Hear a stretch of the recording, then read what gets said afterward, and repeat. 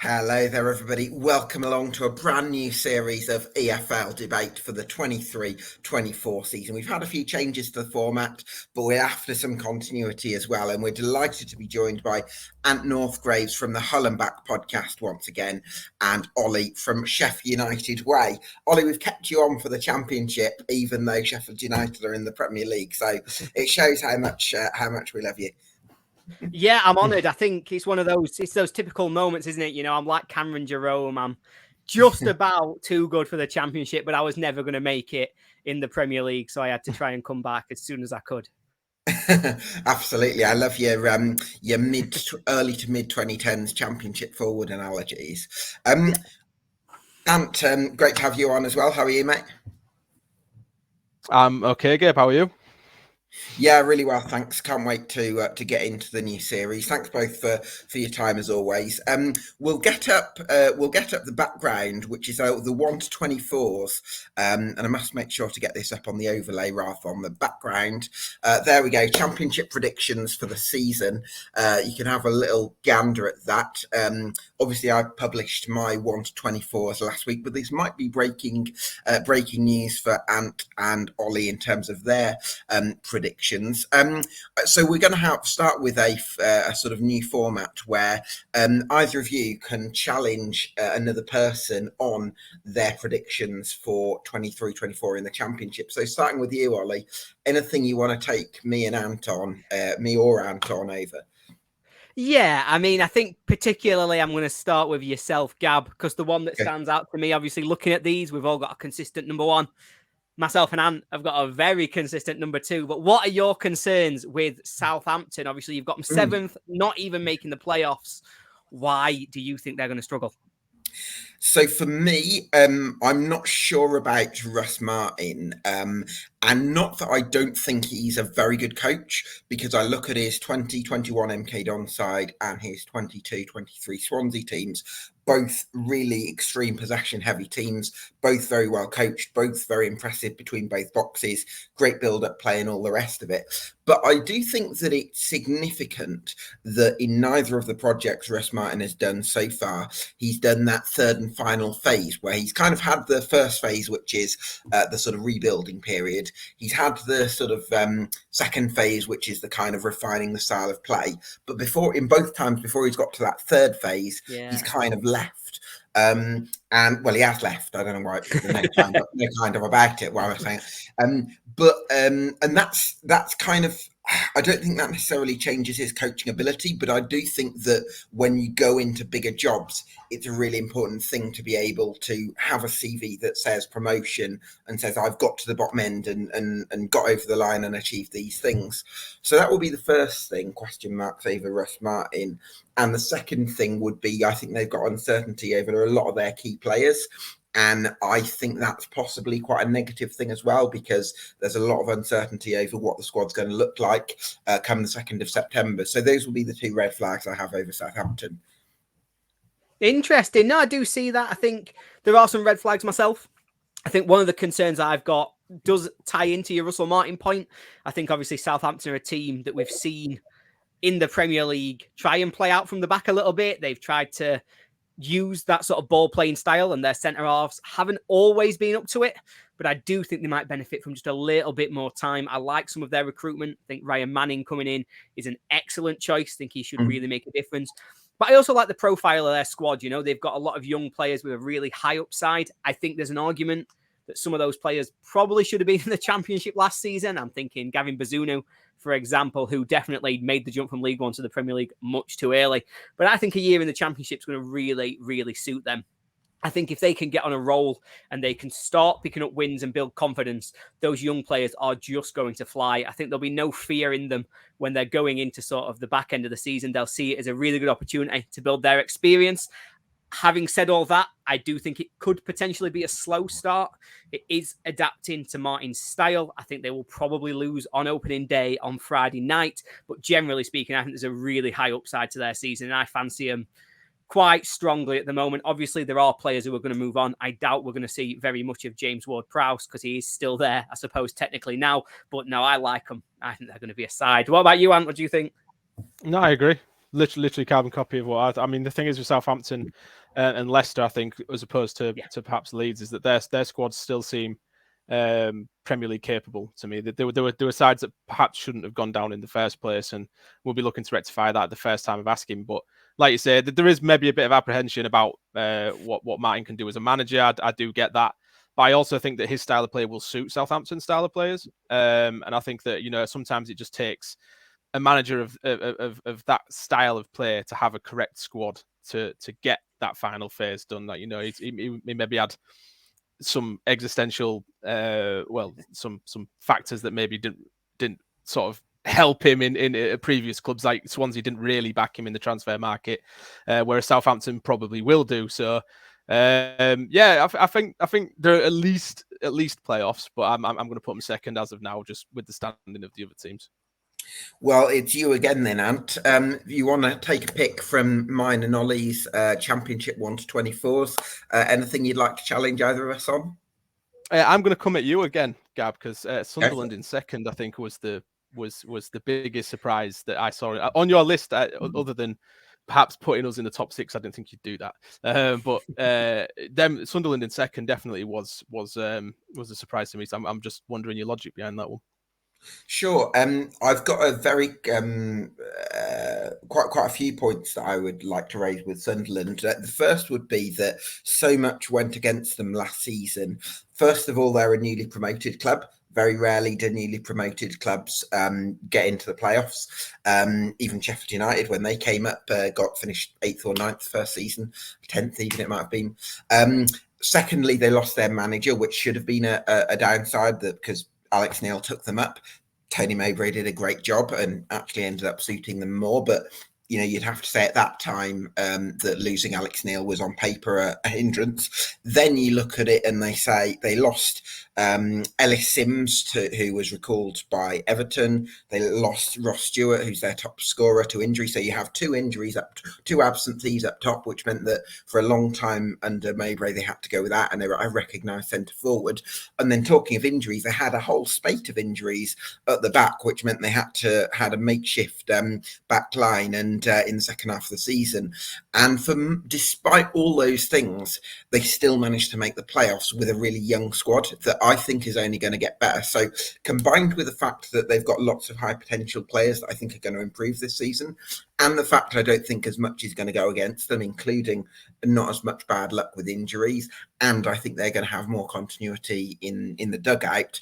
And they've since added to that squad with Hemir, the really exciting Portuguese striker. Lots of additions that I'm particularly keen on and excited about. Nectarios Triantis linked. People think he's a potential future Australia captain.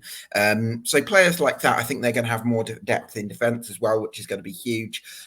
That's why I think, having finished in the playoffs last season, I think they're only going to get stronger. For me, they're going to finish in the top 2.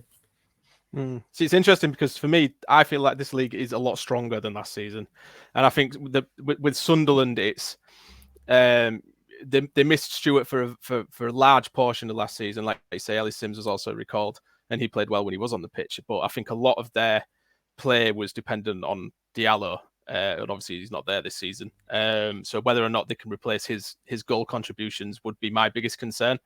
Patrick Roberts, Jack Clark, both fantastic wingers.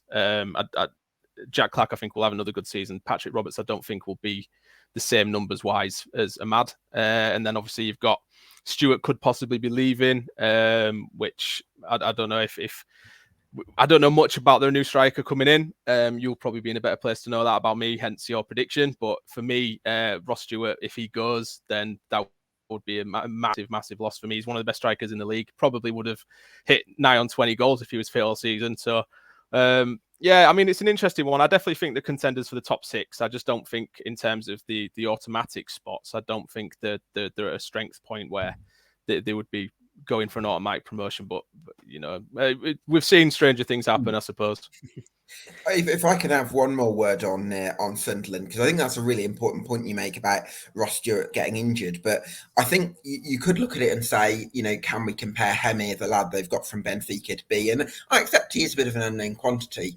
There is a valid way of looking at it, which I think is your point of view, which is, is he going to be as good as Ross Stewart? I would actually look at it the other way and say, is he going to be better than Joe Gelhardt? And I think he probably is, because Joe Gelhardt was brought in to play alongside Ross Stewart rather than be the out and out centre forward, which he ended up having to be. I don't think that's a particularly high bar. So I think even if Ross Stewart does go, which there's a question mark over, it's far from sure. I think that A, Sunderland might bring in another centre forward if Stewart does go, and B, actually Hemir, I reckon there's a good chance that he's probably going to be better than what Sunderland had up top in the second half of last season. That's fair. I mean, the thing is it's going to be all dependent on if they can replicate that kind of form that they saw last season. Because I think even towards the end of last season, they were kind of playoff outsiders and managed to force themselves into that Sure. question and finished. I think when they drew with us 4-4, we pretty much thought that was their playoffs over and done with, and that they somehow recovered and finished in the top 6. And obviously other results had to go their way, but it was such a close league last season that anybody who forced their way into the top 6 deserved it, because you had to be the most consistent out of them all. So if they can find that consistency over Mowbray, then absolutely they'll be up there. But I just think automatic's just a bit of a stretch for me. Interesting. Do you agree, Ollie, with Ant's point that maybe it is a stronger league this season? Yeah, I do. I think I'm quite 50-50 on Sunderland, and you'll see I'm probably bang in the middle of your two predictions. I've gone from 4th. I think they are a team that are upwardly mobile. I think, generally speaking, I trust them at the moment that they're going to get better year on year. So I do think they'll still be in that playoff race. I do think it was a weak league last season. I think they got into the playoffs. I can't remember exactly how many points it was. I want to say 69, but I might be just making that up for the vibes. But yeah, they got the same points, I think, last season that United got in the season that you referenced when we finished 10th or 11th on our first season back from League One. And so I do think they benefited from it being a weaker league last season. But I just seem to trust this version of Sunderland. They are far from that kind of crisis club that bounced through the Championship last time. They feel as though they've really got their ducks in a row. They know what they're doing. They do seem to have a sensible and well thought out recruitment. I don't know the players. I won't pretend that I do, but I generally trust now what Sunderland are doing and how they're trying to improve. Like you say, Ross Stewart, if he stays this season, I would say he probably is the best striker in the league. I think he is top level and he will make a massive difference. And I just really think that this is a Sunderland team that, while ever they're in the Championship, we will see them improve year on year. And I do think that's a journey that ends at the Premier League. I don't know if it's this season, but I think they'll have a chance in the playoffs. Interesting. Well, lots of interesting debate there, and have to see how Sunderland get on. I'm going to go to Leeds United, Ollie, and I'm going to change. You're relieved. I can see you there. That you're relieved. I've not picked you up on Sheffield Wednesday, because we might come to that later. But Leeds United, why have you got them dropping down to 9th? Yeah, it's an interesting one. And 9th, when you say it out loud, feels really low. And I have to admit, this is the one thing that whoever's watching, this will probably be the one that I get picked up on most. I'm sure it will be thrown at me all season. Everyone will be like, see, remember when he said that stupid thing? But for me, there's been a real lack of leadership for them from the end of last season. I know obviously they've had a change of owner, which in itself brings a little bit of upheaval. It brings positivity. Their fans will be feeling a lot more positive, I think, than they were previously under the last regime. But they had a really, really poor season last year. I think they were a bad team for the level in the Premier League, I think, as well. They've had a couple of seasons where they were around that similar level, where they were conceding lots of goals, where they weren't really able to stabilise or find a way of controlling games of football. And so they've come down, in my mind, in a little bit of a mess. They've then had so many players leave the club this summer. I think it was something like £40 million worth of players have gone out with absolutely nothing coming in. They're either out on loan or they've been able to leave the club on a free. And I've not seen much in terms of recruitment that's going to really improve what they've got. Their defence wasn't particularly strong. They've brought in Ethan Ampadu to try and resolve that. Now, I saw quite a lot of Ampadu when he was at Sheffield United, and I personally do not think he's the player you want to bring in to stabilise your defence. I'm sure he has lots of really good talents and things that have made him stand out. There's a reason he's played for Wales for as long as he has. There's a reason Chelsea picked him up. Did he play in defence for your lot, or did he play in midfield? He did. He played in defence. He played, generally speaking, he would switch between either playing in the centre or on the left-hand side of our defence because we had injuries that year. He did step forward and play defensive midfield sometimes, which, to be honest, did seem to suit him a little bit better. But overall, he generally looked a little bit lost. And I didn't really feel as though he got the positional understanding to be able to be a consistent centre half. So I think if he's coming in to try and bring them more control and to shore up a defence that was very leaky over the last couple of seasons, that to me is a real risk. I think as well, in terms of just how they're going to be approaching this, they're going to really expect to probably win this league, or at the very least, their fans are going to be expecting them to be right in the automatic promotion race all year long. And I think there will probably be a very difficult start. And I do worry sometimes with big fan bases who come down and have lots of expectations, that fan base can turn quite quickly. I've seen it happen to United. We've seen it happen at Sunderland previously when they were in the division. And that has a massive impact on knocking a team's confidence. And they really struggle to rebuild from that. So I think that Leeds are well placed, that they will return to the Premier League very soon. I don't think it will be this season, though. I think they're going to have to consolidate and really work on just getting rid of some of those players who are on too much money, who aren't up for the fight, and building a better team to go at this next season. And if they did bounce back to the Premier League this year, as I know some people are predicting, I just don't think that would necessarily be the best thing for them either. Well, let me challenge you on a couple of those points, Ollie, because I think this is a really interesting conversation. I think, by the way, it's not necessarily a particular Entity 20 have got Leeds going up as did they have them as champions in the end? Yes. But it's not necessarily a common top two pick, and I probably go along with that as well. But the reason I have Leeds in the playoffs over Southampton is two reasons. First of all, they've got a manager in Daniel Farke who's done it before. So when you get to points where you kind of ask questions of the manager or who's this guy, Daniel Farke can sort of show them the CV, and I think that's significant. The other point I would say that you raised about player sales is I think it could be an advantage for the Leeds that most of the outgoings are already done, because it means that they now have a little bit more clarity, whereas Southampton are in a place where they've got to offload some of the... Lavia is going to go, James Ward-Prowse is probably going to go, there's uncertainty over one or two others, whereas for Leeds it's just a case of bringing players in, which could make sort of settling things down a little bit quicker. So that's why I would probably go Leeds in the playoffs over Southampton. Yeah, I can see it, and I do understand it. I can obviously see that there are pros and cons, generally speaking, through them. To me, Leeds were the relegated team that I had the biggest question mark for, as you can see in my prediction. I think, like I say, it comes back to that kind of position that I feel as though for Leicester and for Southampton, the relegation came as a bit of a shock. They were teams who had been doing well, who had consistent periods where they were looking like a very good Premier League team. Whereas for Leeds, they did have a fantastic first season, but they then regressed quite quickly. And their defence always looked shaky. And without serious reinforcements, I just don't see how they're going to be able to not...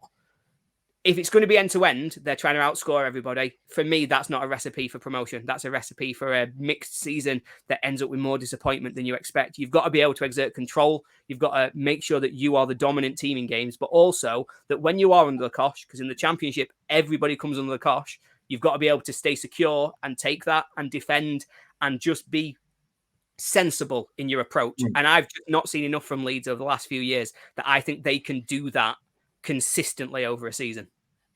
Very interesting. And what do you think about Leeds this season?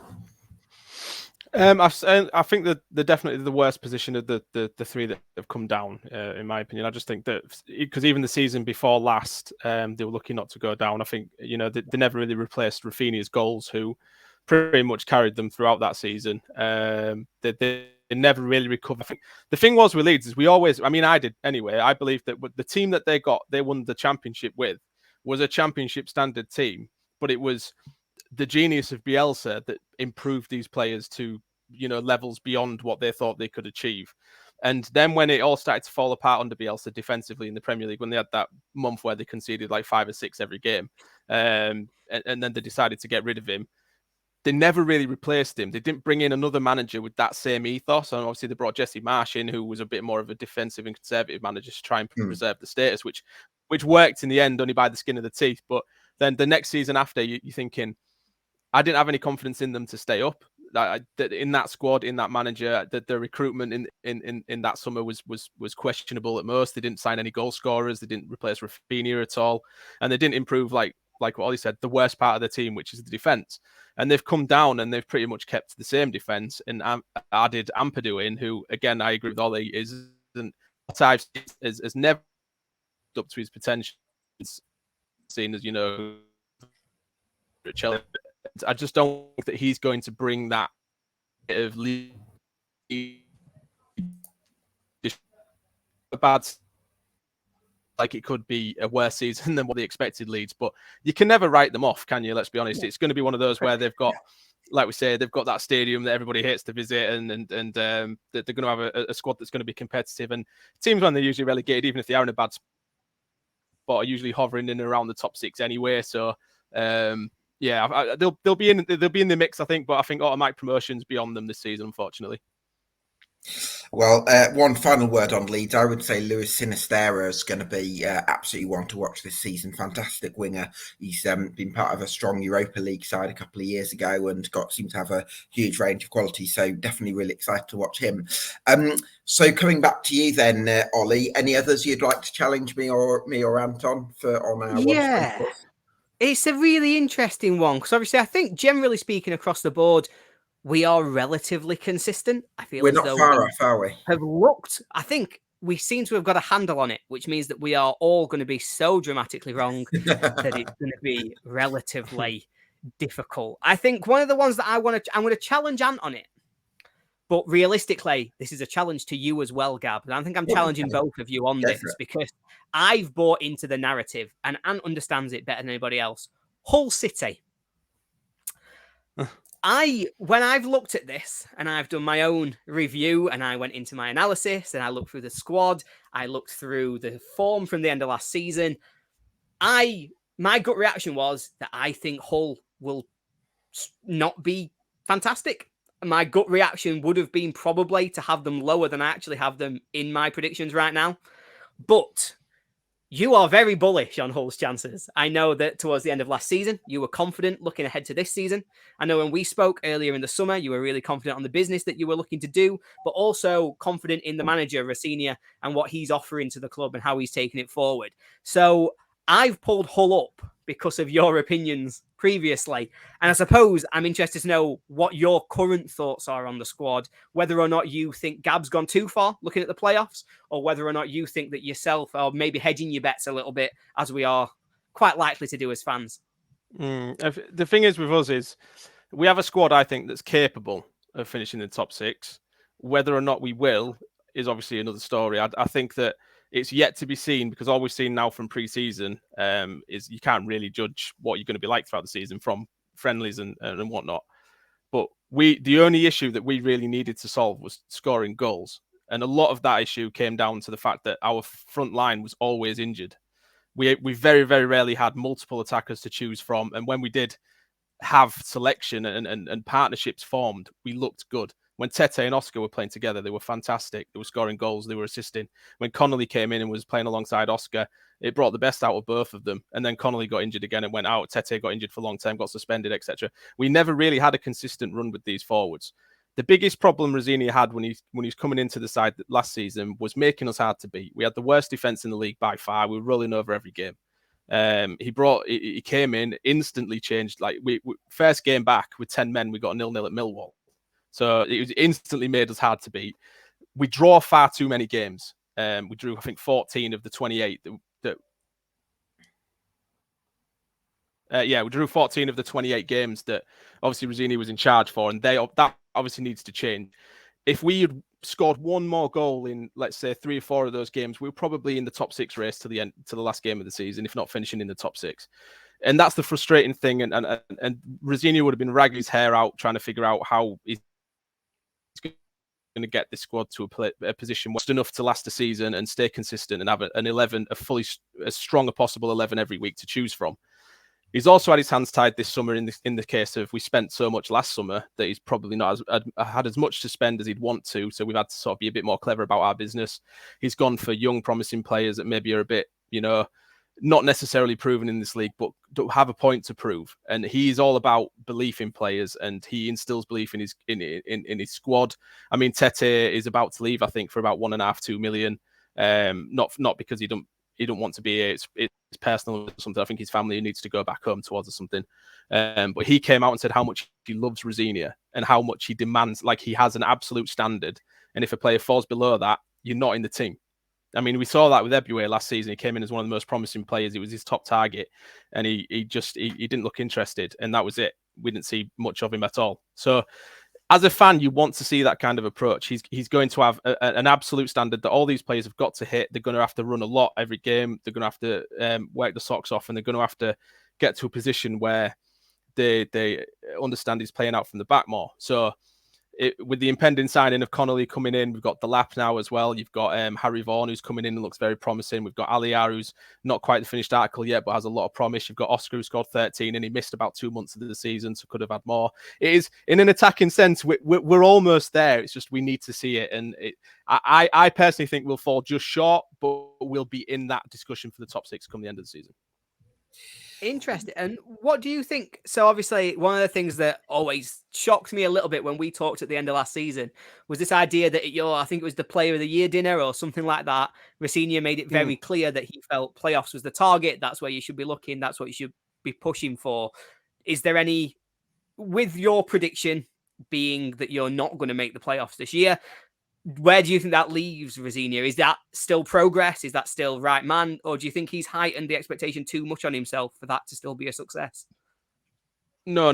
I think the thing is, as long as we're at a position, because you want to see progression every season. So season before we finished 19th. Last season, we arguably should have been higher than we were, but given the circumstances, finishing safely mid-table after the start we had was okay. This season, now we want to be, I would say, at least in the top 10. You want to be in that question where, at least for the last few games of the season, are we in that discussion of can Hull finish in the top 6? You know, that kind of thing. When you're watching highlights of games on the telly, are they saying playoff hopefuls Hull City rather than, you know, a secured safety 3 games ago, so they've got really nothing to play for, Hull City kind of thing. And I think if we're at least in and around that mix, the chasing pack in Rosenior's first full season, I think he'd see that as a success and definitely the foundation to build on for the season after, where hopefully he maybe has a bit more transfer market to improve on what we've got.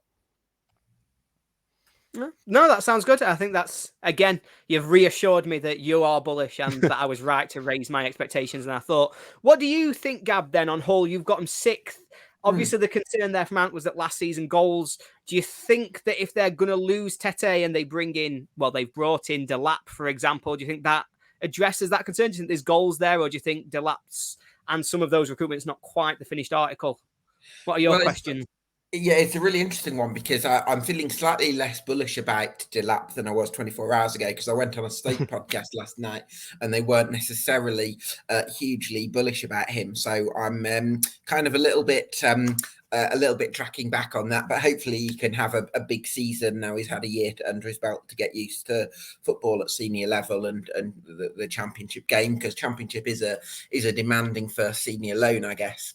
I think that I look at the defence at Hull and I think that looks rock solid.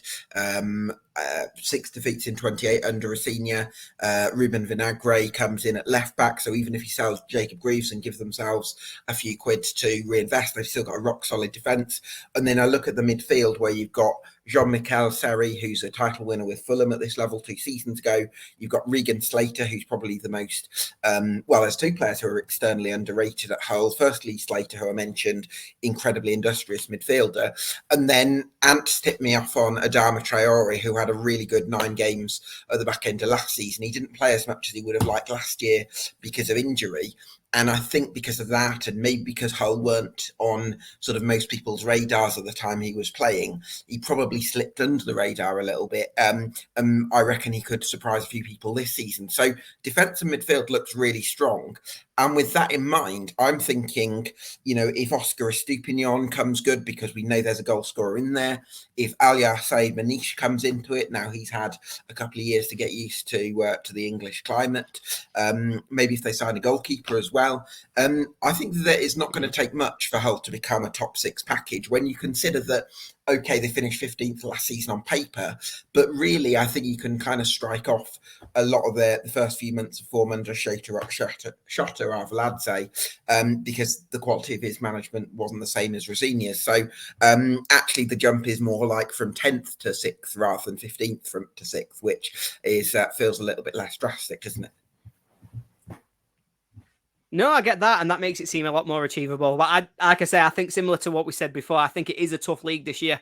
I think there's a lot of people vying for those playoff spots. I do think that potentially similar to last year, sort of that 5th and 6th spot could be right wide open towards the end of the season. So there's a chance. But for me, I still need a bit more convincing, even though you two have done a pretty good job of making me feel happy, at least that I booped them up from where I thought they were going to be. But that's the thing. That's the thing with us this season. Even if you go on all the City fans on Twitter, the expectation vary one person to the next. Some say top 6 guaranteed, some say mid-table, some say we'll probably be closer to the bottom 3 because we just can't score goals. But that's the thing with our squad is because we had so many injuries, we don't know what they're capable of. So it's an entirely new entity this season. If we go in with a nice full fit squad of players, we might need to see an entirely new Hull City. It's the optimism. And one thing on Delap, Gab, you said you went on the Stoke pod and they weren't particularly bullish about him. He's been brilliant in pre-season. He hasn't scored any goals, but he is his link-up play and his hold-up play and his ability to run the channels and create space for the other players around him looks very good. I think our system perhaps might suit him a bit better than Stoke or Preston. And if he can create the space, because Estepinian's weakness was he can't lead the line as a lone striker. He's a poacher. He needs to be in the box. He didn't want his back to goal. He scored 13 goals playing a system that he didn't really enjoy. So if we can get him in the box doing what he does best, just picking up on the scraps, and Delap's the person creating that space for him and allowing him to do that so that he can get the wingers into the game, give him that platform for them to put the ball in the box for Oscar to put in. But I suppose how does that fit into a 4-3-3 though, Ant? He's been playing 4-4-2 in pre-season. Oh, has he? I missed that completely. Oh, yeah, right. It's been an interesting one because possession-wise, it's not as good for the midfield, but we've been playing with 2 forwards, and I think that's because he wants to get the best out of Oscar. So I'm guessing that Delap's going to be his partner, and we've got Connolly. So who sacrificed in midfield for 4-4-2 then? Traore has been injured, so he's not been playing, and we've been playing Slater and Seri as the 2. And then 2 fans, because we haven't really. He's kind of swapped. He's had 2 11s that he's kind of played with to make sure every player has the same amount of minutes pre-season. So we don't quite know yet, but I believe Slater and Seri is going to be his first choice too. Interesting. Well, that's a new consideration for me on Hull City. I was expecting him to go in with. I mean, he might surprise us and go 4-3-3 first game. He just might have been doing the 4-4-2 to play everybody else's card.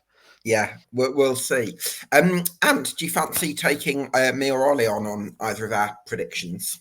I'm going to go to Ollie actually now. I'm very surprised with the Watford in 5th. Very surprised. I think that last season they were very poor, and if you speak to any of the Watford fans, they know they were very poor. And this season, I don't think they've strengthened at all, in fact weakened. So to have them have a stronger season than last season, I think is very interesting. Yeah, it's controversial, and the trouble I've got, right, and you can see the confidence that I've already got in the prediction that I've made literally about 3 days ago, is Watford are a team that I think have the biggest range of where they could finish, because I do think that you're right. As a squad last season, I don't think they were. I thought they had an outstanding squad, but just didn't perform towards that. I think we all thought at the time they were probably going to be one of the best teams in the league. They never really got any consistency or anything like what we thought they were going to be able to put forward. But I think now they've brought in Ishmael, and I really rate him. We've seen how successful he can be at this level with Barnsley. And now, at the time, we all probably weren't enamored with the job that he did at West Brom. But since he left, they've consistently never performed to the level they were performing at while he was their manager. We played them at the start of that season when they got relegated and he was their new manager. And I think for 3 months, they were far and away the best team in the division. They really struggled for XG, finishing the chances, and had a lot of issues there. But generally speaking, they were playing as an excellent side. Now, there are issues and there are questions. And obviously at Watford, there's always the question of, is Ishmael going to be manager next May? Is he going to be manager in September? Who knows? But I have a lot of confidence that I think if they bear with him, his style will bear fruit. Now, there is a little bit of an issue for me in whether or not the players they've got can play that role. Have they got the high press? Have they got the intensity and the fitness to be able to really deliver on what Ishmael wants? That's the question. And that's the real question mark that's hanging over them. But if he can find the players to play the role that he wants, to play the system that he's trying to influence, I think he will make any team better than they were previously. And for me, that means that Watford would be a confident playoff team if he has the impact that I think he can have. I also don't hate some of their business. I think Chekvetadze is a really exciting signing. I think he burst onto the scene with a lot of potential, and then his career has stalled a little bit. But there's every chance that if you can light a fire under him, you can get him going. He can have the same kind of impact of those players they've lost. He can be the replacement for Sarr, and he can really show us what he's got to offer. So I'm not going to pretend that I'm the most confident person in the world about this prediction because there are so many question marks hanging around it. But I really think that under Ishmael, they've got the opportunity to be a really good team, and they could realise that potential. And that's why I think there is a good chance they will be one of the teams that nick one of those last few playoff spots behind the 4 teams at the top that I'm most confident in. That's a really interesting point, and I'm personally, for what it's worth, I'm on Ant's side. I think Watford are going to have a tough season, but I will kind of back Ollie up a little bit on this and say that if Watford can get Yeaser Asprilla firing, I think that's going to be huge. I think there's people at Watford who think Asprilla has comparable, if not even in some cases higher potential to João Pedro, which is a huge statement. He's already a Colombian international. He's only 19, might be 20 now.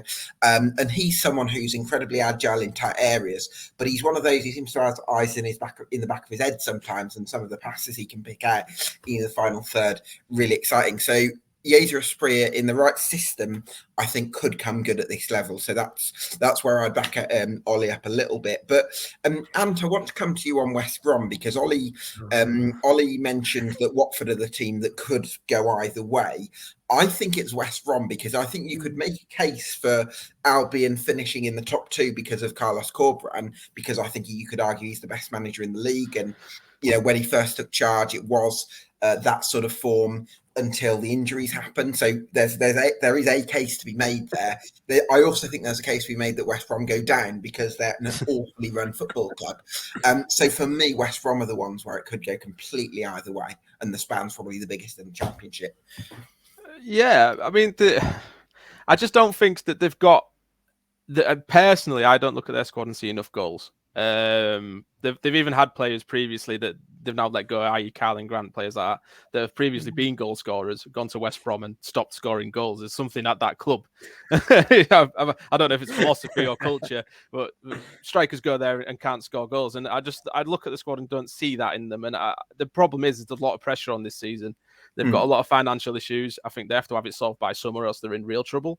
So the pressure on pretty much having to go up this season can be a lot on players. And that means that every game they go into, if they go one goal down, say early in the game, are they going to recover from that? Do the fans start getting on the backs? There's a lot of worry about the club at the minute and the future, where they could be. And I know what that feels like. I've been there with us. Sure. You know, it's tough.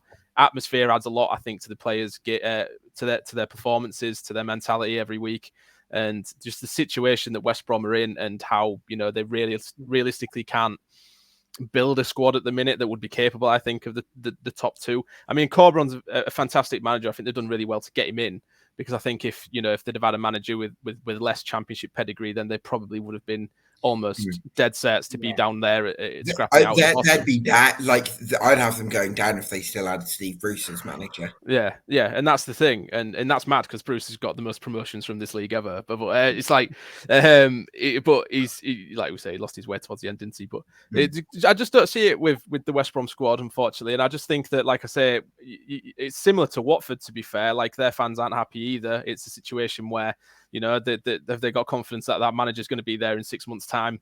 Probably not. It's the culture and sort of feeling around the club is just negative, and I don't think that's going to add to any potential promotion push.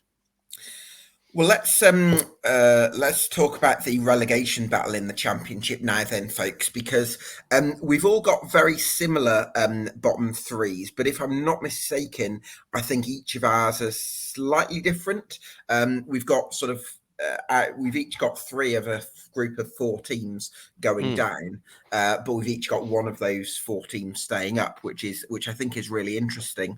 So I'm going to start with you, Ollie, and go for the dreaded question on Sheffield Wednesday. Why have you got Sheffield Wednesday, your nemesis, to finish 15th, when this is the perfect opportunity to poke fun at the Owls and say you're going down?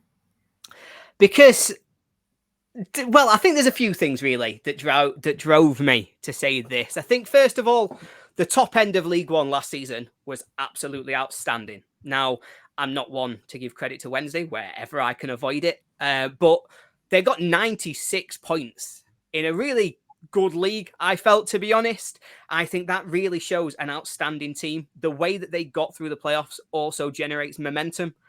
That comeback, imagine. Take any sort of neutral position and you see a team come back like they did in the playoffs last year, and you think, Jesus, that is going to cause some momentum. They then win in the 123rd minute at Wembley. And again, it's momentum, momentum, momentum. Now, that has been lost a bit this summer. Obviously, everything that's gone on with Darren Moore, the craziness that Chansiri brings has once again reared its head.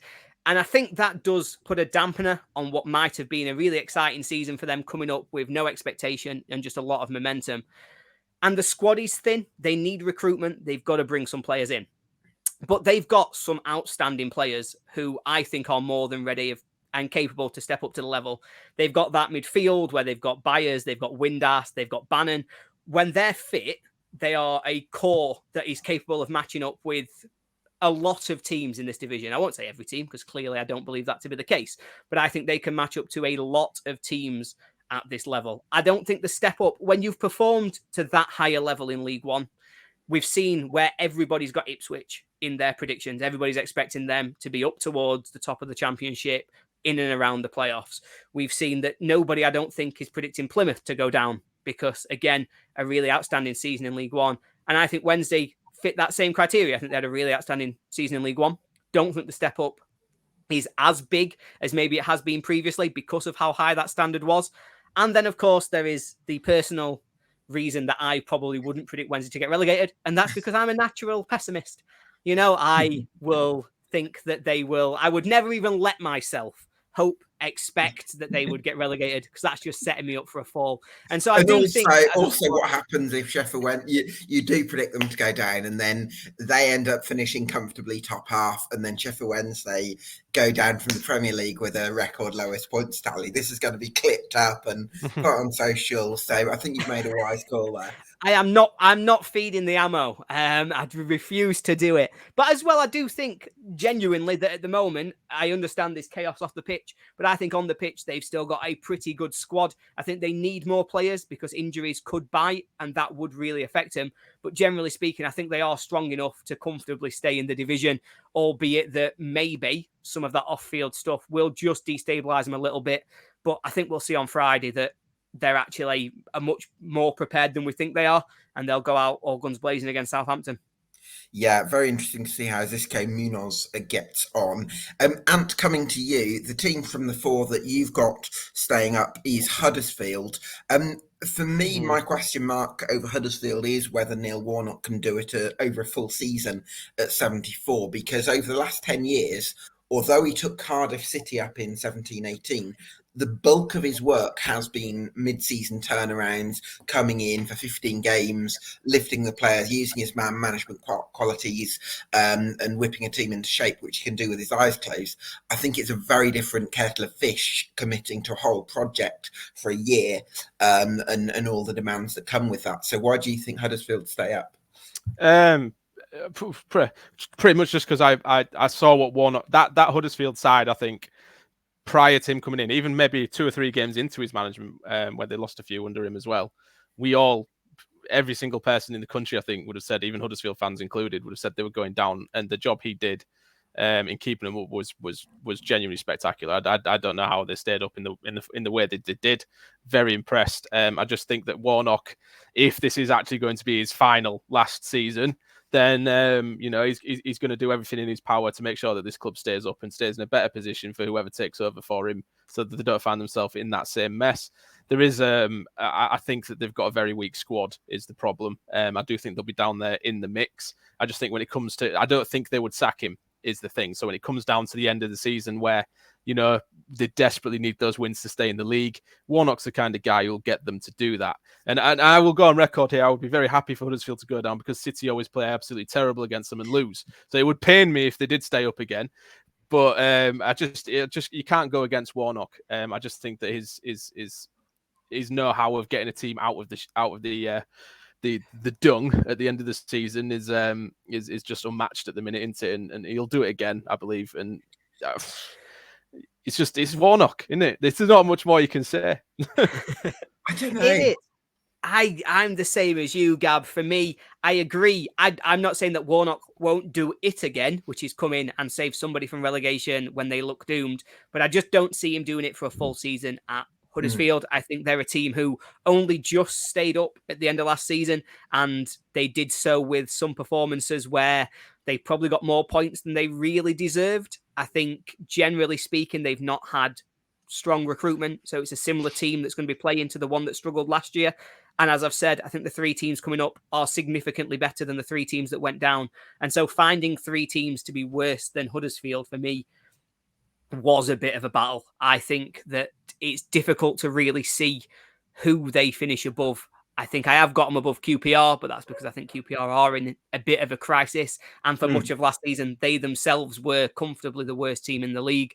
But for me, Warnock probably leaves before Christmas. I don't think he's got the stomach to stay for a full season of a relegation fight. Don't think that suits him. Don't think what he wants at this stage of his career. And I can't blame him for that. He did a fantastic job keeping him up, but I just don't think he's going to be there all season. And I think that leaves them in a real mess. Yeah, I agree. You mentioned QPR there, Ollie, and I suppose I might as well defend my position on them because you've both got them going down. Look at you. So I can see why it's a really surprising call because they did massively slump towards the end of last season, and there's alarm bells ringing, and especially after they lost 5-0 to Oxford, which was very helpful because that was after I released my predictions.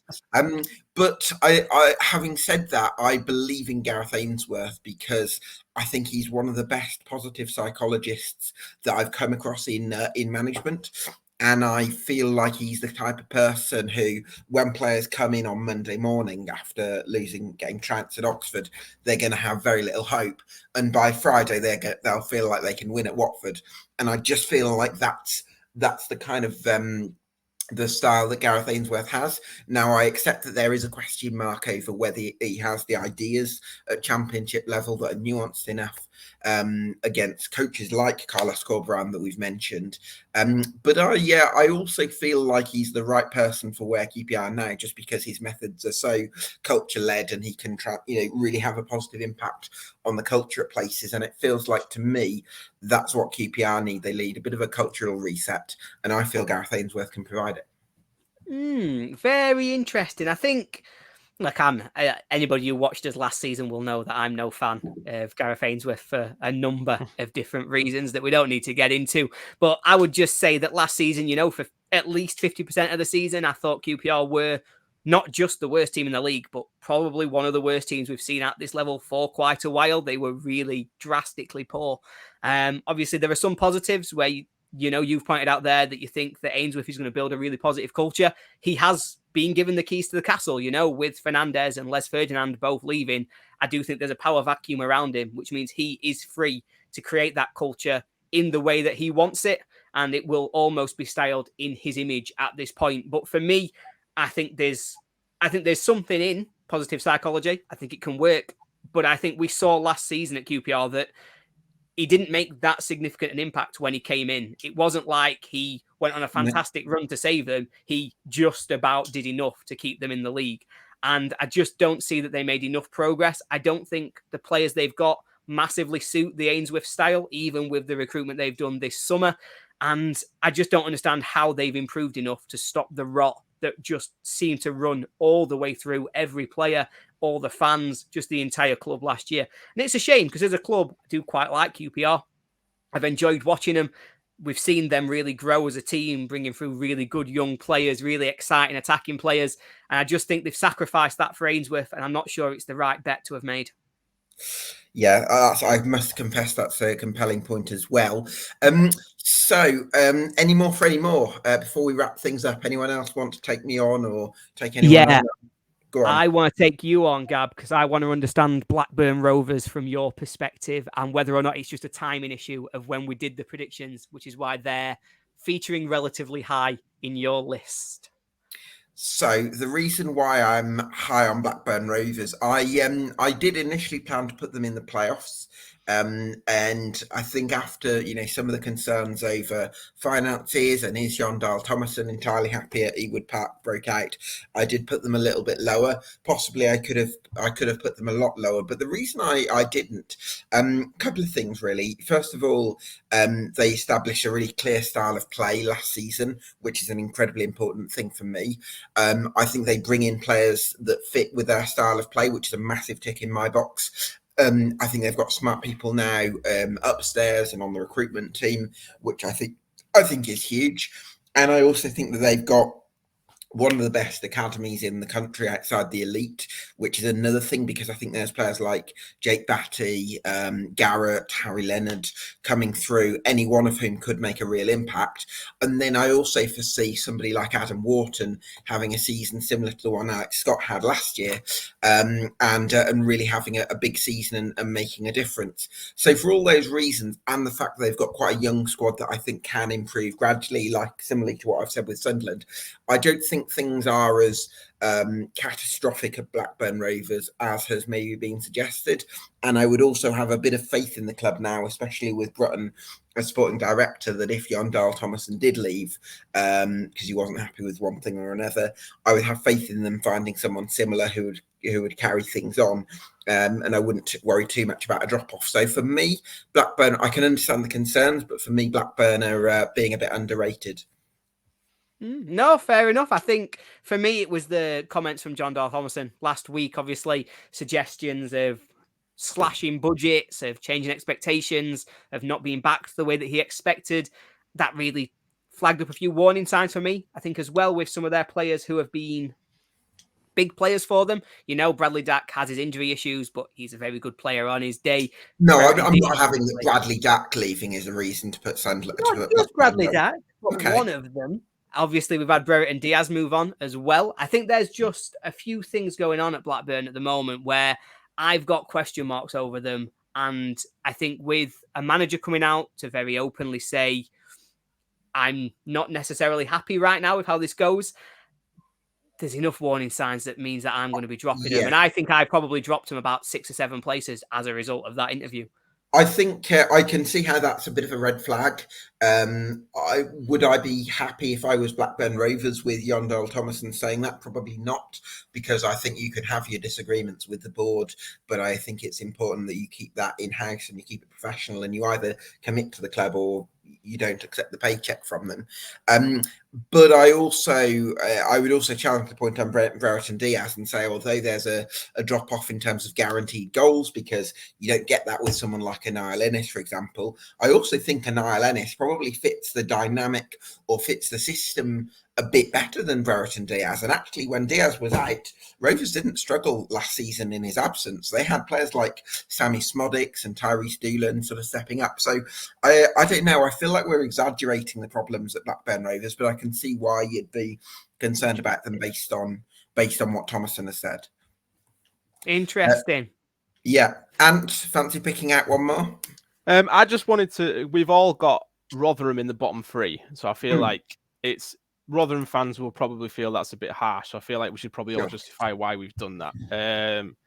For me personally, I just think that the Rotherham staying up last season was fantastic and they did really well. But like Ollie said before, I think the league was a lot weaker than perhaps this season is. And obviously points deductions with Reading, Wigan, off the field problems at other clubs perhaps helped them as well. But I think this season that similar to, I think Plymouth might just edge it, stay up, but similar to Plymouth in the sense of their squads might not have the quality to really challenge any further than, the bottom 6 kind of thing. And they'll definitely have that effort and endeavour every single game. But that quality-wise might just see them drop out the bottom 3. That's the only reason I put them down there. But I do think that they'll fight till the end kind of thing. But interested to see why you two have gone down there. I struggle with Rotherham. And to be honest with you, anybody who has watched what we did at Sheff United Way last year, or anybody who saw me on here probably isn't shocked that I've got Rotherham in the bottom 3. They very much proved me wrong last year. But I think for me, I like the enthusiasm. I like the excitement that their fans have shown this summer. But I'm just not so sold on their recruitment as I think some of their fans are. I think Cafu has really stood out for them in pre-season. They really like him. They've seen his dead ball specialty. They've seen him smash free kicks in from 25, 30 yards. And they've got very carried away with that. But you can't really rely on that as a consistent source of goals. They've lost Ogbene, and I've not really seen enough to suggest that they've replaced him properly. Yeah. So I just think there's a few gaps in that squad that maybe haven't been filled. I hope I'm wrong. Sure. I hope Rotherham fans enjoy telling me that I'm wrong. But for me, I think this is a relegation prediction because I've seen other teams improve. I've seen other teams look to bring in goals or look to shore up their weaknesses that Rotherham just haven't done. And with 3 really good teams that I've rated quite highly coming up, it's really hard to be a team who just avoided relegation, who hasn't improved that much, for me to say that that's enough to keep you in the division this time. And it's a shame. It is a shame. Yeah. So for me, I initially planned to put Rotherham somewhere like 18th because there's fans who are saying I'm more optimistic about the Millers now than I've been for a number of years. And there's so much enthusiasm for Matt Taylor and the honesty that he shows and the sort of the bond that he's built with natives. And I think I'm really excited for Rotherham from that point of view that they've got that. I think I share your feeling, Ollie, in the sense that I found it difficult to pick teams like putting Preston North End and Cardiff 19th and 20th felt quite low. So then where do you put Rotherham from that? So there's a little bit of that in it. And like we've talked about the strengthened league, it's partly that they relied so heavily on the goalkeeper last season, which is a bit of a red flag for me, because I don't think that's necessarily sustainable to rely too much on one player. I think that they've got centre-backs like Sean Morrison and Grant Hall who might not be able to stay fit for the full season. When they do, I think they can do a good job in a low block. But when they have to play higher up the pitch, I'm not as comfortable in them, which is more of a problem for me now. Or Bene's gone, which you mentioned, Ollie, because they going to have that same outlet and be able to play deep and balls in behind. So there's a combination of things, and I also think there's a lack of depth there.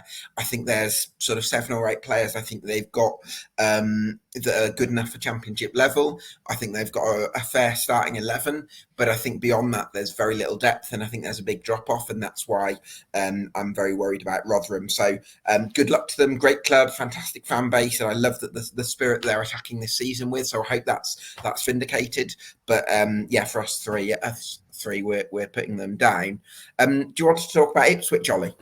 Yeah, just because similar to what you said there about Rotherham, and I've got the same about Ipswich. We've all got them quite a bit lower than a few others out there. Obviously, I think Not the Top 20 had them 3rd. Yeah. And so I think there's a lot of people really expecting a lot of things from Ipswich. I think most people are looking at them as playoff contenders, potentially one of the teams that are one of the surefire bets to get into the playoffs. But we've all gone quite low. What are we thinking? What is it that stopped you from putting them too high then, Gab? Why did you go just outside the playoffs rather than being one that you say low? Like I got them 9th as a newly promoted team. I've only got them 8th. I think that's quite. I think that's quite a positive. I see it as a positive prediction, and I think for a lot of Ipswich Town fans that will be the same. So I think that's the first thing. The other thing is, I feel like there's this. I can understand the sort of the attraction with Ipswich Town because their shot data in League One last season was really appealing and they were so dominant in so many of their games. But I also feel like, you look at, people predicting them higher than 1 or 2 of the relegated teams and you sort of think, are you kind of overrating them a little bit based on what they did in a weaker league versus teams that come down that have kind of had a bit of a sense of crisis, but actually in terms of quality for the level, they've probably got a bit more. And that's kind of the thing for Ipswich, because I think they don't want to massively overhaul the squad, but I do think they'll want to try and evolve it. But can they evolve it enough to get into the playoffs this season and add enough quality? I'm just not sure. And I think it might end up benefiting them if they have a year sort of just outside in that as a top 10 side, and then maybe making the final touches the following season. So that's my stance on Ipswich, but very excited to see Leif Davis in the Championship. Yeah, me too. And obviously, I really like McKenna and I like the work he's done. I agree with you, Gab, to be honest. I've got them 8th. And I've got written in my notes, this is a positive prediction for a newly promoted team.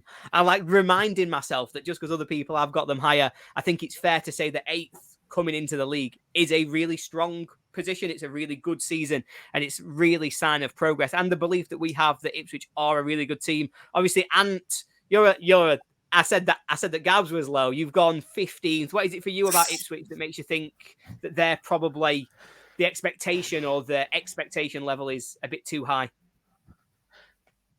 No, I think it's just the strength of this league this season. I think if they got promoted into the league last year, I think you could have probably said that they were capable of being a top 6 team. I just think that this year is just so difficult. I mean, from the top 15 teams are probably all going to be saying we should be finishing in the top 6. And then you add Ipswich into the equation, who, like you say, have got a very, very exciting squad, a very, very exciting manager, a lot of positivity around the club compared to how they were, obviously, when they went down to League One. And it's one of those, they're the most likely of the 3 that's come up to do something quite successful or perhaps challenge that sort of back-to-back promotion that we some people expect. I just think that they'll have a good go of it, but they'll finish mid-table in the sense of they'll be relatively comfortable. They won't be anywhere near the bottom 3. They'll probably be up near the top 6 for the majority, but then fall short and just sort of dampen off towards the end, kind of like we did last season. And I think that they're a good side. I don't think they're quite a top 6 side yet compared to what we're in the league at the minute. Okay. Yeah, well, we'll have to wait and see on that one. I think just to round it off, I'd like to have a bit of a Leicester loving because all 3 of us, as you can see from the overlay here, all 3 of us have got Leicester City as title winners, which I thought was really interesting. What's your thinking on that, Ollie? Yeah, I mean, the first words I've got some notes on Leicester, and I've written, let's be frank. So obviously I was taking this bit really seriously. But they did, I think it's 2 years ago that they won the FA Cup. Yeah. I know they've lost players from that point, but that is an insane sort of drop for them from the level that they were performing at. If I could be wrong on this, but I think that if you look at the money spent to assemble the squad, it might be the most expensively assembled squad in Championship history. Albeit the manager could be a bit of a gamble, but I think that is a high ceiling gamble. I think when you come with the pedigree that he's got from where he's been coaching, you can really see that can be a significant impact. We've seen that managers can come down. We just talked about McKenna, Carrick at Middlesbrough. Just because it's your first job now doesn't mean that it's necessarily as big a risk as maybe it sees when you've got that experience and you've worked with elite coaches previously. They have lost some of their core. So obviously Soyuncu, Schmeichel, Tielemans, Barnes from that team that won the FA Cup a couple of years ago. But I don't mind the recruitment. I think Callum Doyle is a really good player for the level. I think he showed that last season when he was at Coventry. Connor Cody, they've spent way too much money on. I'll very See, I don't about agree with that. I'm going to take you on that, Ollie, because I think nowadays we're in this place. I think where in football it's become sort of celebrated to invest in assets and bring in these high potential players and squad build. And I'm mainly behind that. But sometimes I think if there's an area in the squad where you need short-term quality and you've recouped £78 million in terms of player sales this summer, I think you can spend an extra few quid on a really important area. You think of the presence that Connor Cody is in the dressing room. Somebody who played in terms of league starts for Wolverhampton Wanderers after he won the title from this level, by the way, 38 league starts in the Premier League, 38 league starts, 37, 38 again. So he missed 1 Premier League game in 4 years. Now, people are saying he struggled last year at Everton and this, that, and the other. I don't think you miss 1 Premier League game in 4 years, all starts, if you're not a good player, certainly at Championship level. I think he's going to bring excellent organisational qualities. I think he's going to be such a dominant presence in the dressing room. I think he's going to be a great character to have around the place. And I also think that he's going to bring some ball carrying nous, or ball playing nous, should I say, that comes from him starting his career in midfield. So for me, yes, £7.5 million is a lot for a 29, 30-year-old. I accept that. But I think if you've got that money and you need to fill a place in the squad that's missing, I think it's worth going that extra few quid personally. Yeah, no, I can see it. And I think as well, one of the things that we saw at Leicester last season is what I'm just going to call a failure of leadership. I think they really just seem to have no leaders that were able to just say, actually, why are we in a relegation fight? Let's just sort this out. And so he can address that. And so I completely see where that's coming from. They have identified a gap and they have filled it. Like I say, we can debate all day long on whether or not it's worth spending the extra money, but you might be right.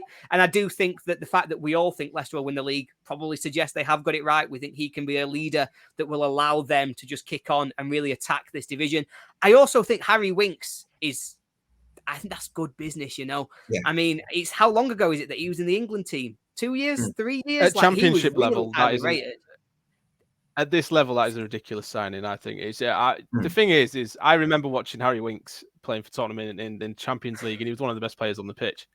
And now he's joining Leicester in the Championship, and it's just crazy to me. I just think their squad is just so strong that anywhere, but I could not physically put them anywhere but first. And I just, I think personally they're one of the best sides to be relegated from the Premier League, and then they've already added strong players to that, and it's just, it's whether or not, obviously, they need to take this league seriously and not believe that they just have to turn up to every game and win, because this league is tough. And if you do that, you will get found out very quickly.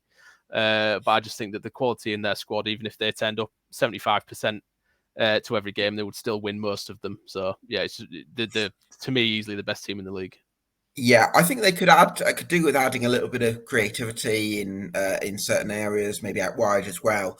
But I think I look at it, you've got Jamie Vardy there, and I know he's 36 and he's not got the same explosive pace that he had in those wide open spaces, 7 years ago now. But I still think that over those shorter distances, he can still get ahead of defenders really effectively. And you add that lethal finishing into the equation. I think if Leicester could give the right creativity for Jamie Vardy, which I think they've got the money to add, I think he could be a runner for top goal scorer this season. So, a bit of a Leicester love in there to finish off. So, well, listen, gents, it's been so interesting debating our picks for the 1 to 24s for the Championship. Just before we jump off, Gab, go on. Yeah. We've got. I can finally confirm that City have signed Aaron Connolly. He's back. Oh, nice. See, I'm hoping he didn't come good this year, Aaron Connolly. Yeah, 1 year deal as well, so he's gone relatively low risk. Have they got an option? Or? It doesn't say. It just says 1 year deal, I believe. Yeah, 1 year deal for an undisclosed fee. But if he can capture the form he had when he was here, then that's very exciting, especially for players like Oscar and Delap. He'll bring the best out of them. He just needs to stay fit, which is the same case with 90% of our squad. Absolutely. Well, that's an exciting addition, I think. So best luck to the Tigers for this season. Best luck to Sheff United in the Premier League, Ollie. You might need it. It's a tough league this year. We're saying how strong the Championship is this season. The Premier League as well this year is very tough. Yeah, absolutely. I'll remind you of that every week when I come on here and you're like, so how's it going? You won't need to. I think we will. I might be just trying to avoid it. But no, let's talk about the Championship. And you'll be like, well, we might as well talk about you because you're practically here already. Oh, brilliant. Okay, well, listen, thanks so much for your time. And go check out the Hull and Back podcast that Ant Northgraves is part of. You can also check out the Sheff United Way, of course. This has been EFL Debate, the Championship season preview podcast. And we'll see you again very soon.